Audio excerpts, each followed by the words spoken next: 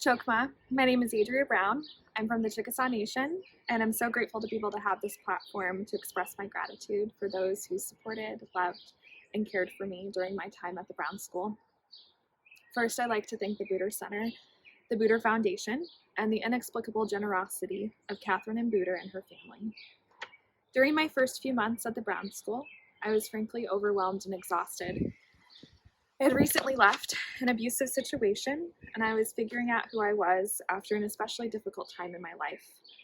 I knew that I wanted to dedicate myself to this practice of healing through art, therapeutic interventions, and creative expression. I want to walk with my Indigenous siblings as they traverse through their pain, and during this degree, I've learned more and more about how to accomplish these goals. Thank you to the following people who taught me about healing and also loved me so well. I'll start with the Brown School staff and faculty.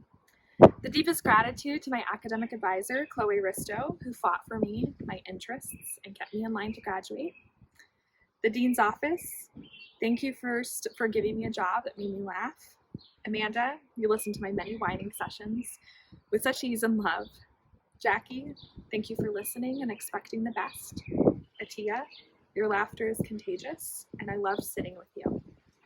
And Dean McKay, Mary, you are an exemplary leader with compassion and patience for days.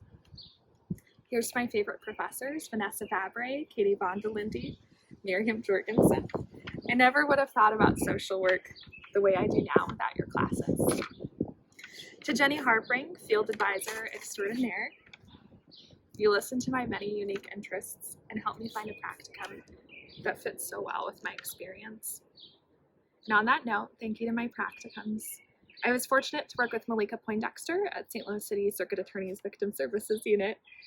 Thank you for teaching me and supervising me through one of my most difficult practicum experiences. Thank you to Stacy West, Deputy Director at Laumeyer Sculpture Park. You're the ideal supervisor at the ideal practicum site. And Hope Nation, thank you for being one of the best jobs I've ever had. I'm so grateful to Kristen Wagner, Stephanie Gutierrez, and Cecily Engelhardt. And to my Booter Center family, Kelly, Wynette, Lynn, Lindsay, and Jen, you are so appreciated and loved. To my fellow second-year Booter scholars, I am so grateful to you for being there to cry and laugh and talk and learn with. And to my first-year Booter scholars, you are loved, and you've got this. And to the most important people in my life, my family and my friends. Abaki and Melody, you're the grad school besties I dared not hope to find, but I did. Abaki, you are so smart, so passionate, and I'm grateful that your first impression of me didn't stick. Melody, you are the mama bear for our trio. You're fiercely loyal, kind, and caring. We are so much better for it with you. And to my best friends before grad school, Madeline, you've seen me during my worst, and are always there to listen and prod me along.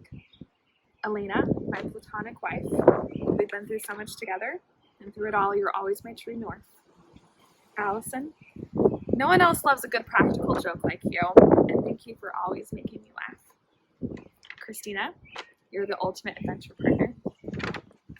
Faye, you are the art historian friend we all need.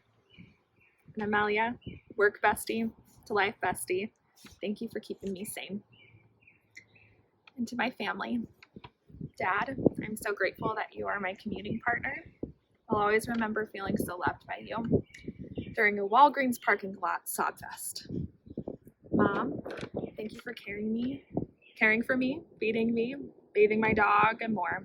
I could not have gotten this degree without you. Colin, thank you for your music and your jokes. You keep me humble.